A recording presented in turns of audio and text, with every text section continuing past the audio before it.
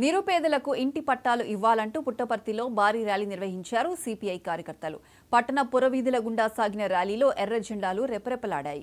Collectorate ఎదుట బైఠాయించి ధర్నా నిర్వహించారు. ఈ సందర్భంగా సిపిఐ రాష్ట్ర కార్యదర్శి రామకృష్ణ మాట్లాడుతూ ఎన్నికల మేనిఫెస్టోలో ఇచ్చిన హామీ మేరకు 4 లక్షల ఇళ్ల పట్టాలు మంజూరు చేయాలన్నారు.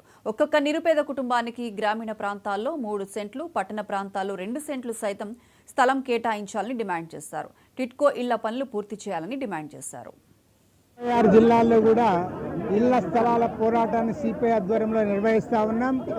ముఖ్యమంత్రి చంద్రబాబు నాయుడు గారు అధికారానికి రాకముందు ఎన్నికల సందర్భంలో ప్రతి ఊళ్ళో కూడా చెప్పారు, గ్రామీణ ప్రాంతాల్లో 3 సెంట్లు ఇస్తాం, పట్టణాల్లో 2 సెంట్లు ఇస్తాం, ఇంటి నిర్మాణానికి 4 లక్షల రూపాయలు ఇస్తామని అధికారానికి వచ్చారు.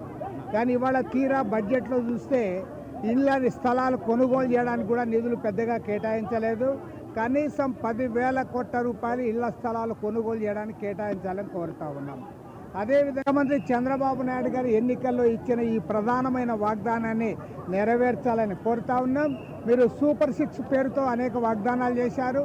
అన్నిటికంటే ముఖ్యంగా ఇళ్ల స్థలాలు, ఇళ్ల నిర్మాణం విషయంలో ప్రభుత్వం తన చిత్తశుద్ధిని నిరూపించుకోవాలి.